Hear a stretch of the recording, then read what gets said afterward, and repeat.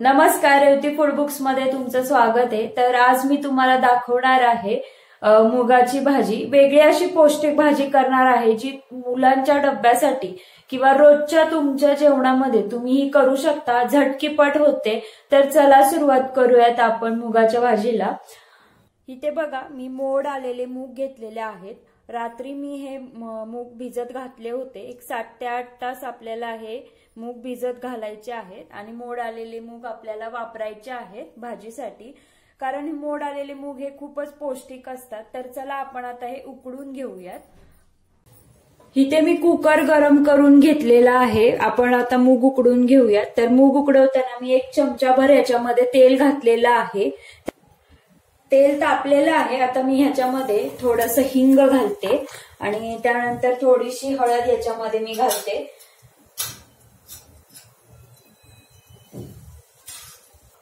आणि जे आपण मूग धुवून घेतले होते स्वच्छ, ते ह्याच्यामध्ये मी घालत आहे।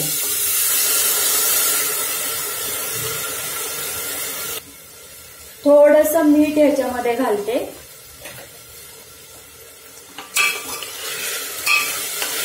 चांगलं हलवून घ्यायचं याला आणि याच्यामध्ये शिजण्यासाठी आपल्याला एक अर्धा ग्लास पाणी घालायचं आहे आणि त्यानंतर 1 शिट्टी मुगाची आपल्याला करून घ्यायची आहे।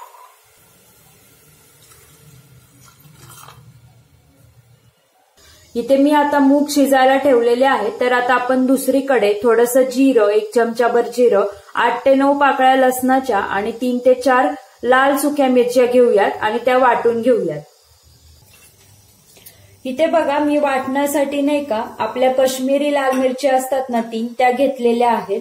तुम्ही याच्या जागी लाल मिरची पावडरचा सुद्धा वापर करू शकता, पण मी ते 3 आपल्या काश्मीरी लाल मिरची घेतलेल्या आहेत।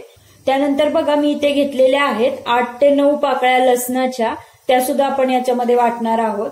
त्यानंतर बघा, मी इथे घेतलेलं आहे जिरं, अर्धा चमचा मी इथे जिरं घेतलेलं आहे, ते सुद्धा आपल्याला याच्यामध्ये वाटून घ्यायचं आहे।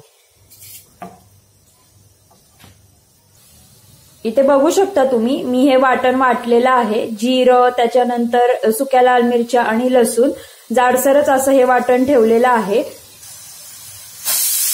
इथे जे आपले मूग आहेत ते सुद्धा आता शिजून झालेले आहेत। 1 शिट्टी झालेली आहे याची। तर आपण आता गॅस याचा बंद करूयात। मूग बघा आपले चांगले शिजून झालेले आहेत। आता आपण मुगाच्या भाजीसाठी फोडणी तयार करून घेऊयात कढईमध्ये। तर मी याच्यामध्ये तेल घालत आहे। एक 4 ते 5 चमचे तेल घातलेलं आहे मी याच्यामध्ये।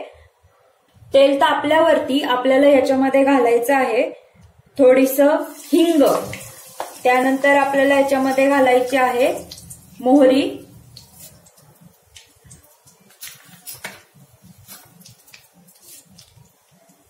आणि त्यानंतर मग आपण जे आलं लसूण आणि मिरचीची जी पेस्ट करून घेतली होती ती ह्याच्यामध्ये घालायची आहे।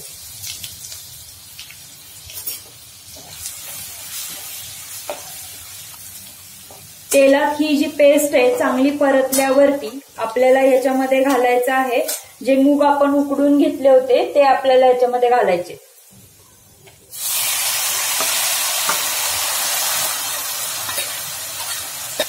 आता हे जी भाजी आहे मी करत आहे, तुम्ही हिला हवं तर मिसळसाठी सुद्धा वापरू शकता, म्हणजे मिसळचा रस्सा म्हणून सुद्धा तुम्ही असं भाजी करू शकता मुगाची। याच्यामध्ये मी घालणार आहे आता 1 चमचा चिंचेचा कोळ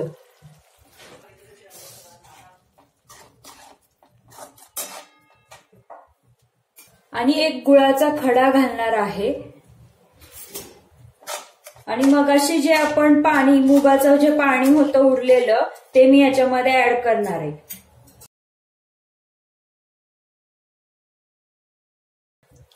आता पाण्याचं जे प्रमाण आहे ते तुम्ही कमी जास्त तुमच्या आवडीनुसार करू शकता। जर तुम्हाला घट्टच ठेवायची असेल भाजी तर तुम्ही पाणी नाही ऍड केलं तरी चालेल याच्यामध्ये।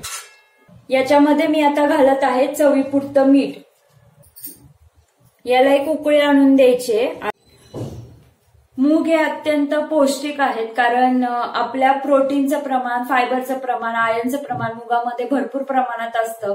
मूग हे आपल्या भारत देशातलीच लागवड आहे। 15व्या शतकापासून मुगाची लागवड ही भारतामध्ये केली जाते। तर भारत सोडून आपला देश सोडून तर थायलंड, चीन, त्याच्यानंतर बांगलादेश, ब्रह्मदेश अशा ठिकाणी मुगाची लागवडी केली जाते. मुगाचा आपल्या आहारामध्ये असणं म्हणजे खूपच चांगलं आहे, कारण मूग आपल्याला फायबर देतात, आयर्नचं प्रमाण त्याच्यामध्ये जास्त असतं, त्याच्यामुळे मूग हे अत्यंत पौष्टिक आहेत. आपल्या रोजच्या आहारामध्ये आपण कडधान्यांचा वापर केला तर आपल्याला भरपूर सारं प्रोटीन भेटू शकतं. तर आपली भाजी आता उकळून झालेली आहे, तर मी तुम्हाला दाखवते ती. मूग आहेत ना आपण ऑलरेडी उकडून घेतले होते, त्यामुळे फक्त याला एकच उकळी आणायची आहे. आणि आता आपण ह्याच्यावरतून घालणार आहोत ओलं खोबरं किसलेलं, आणि त्यानंतर आपण ह्याच्यावर घालणार आहोत कोथिंबीर.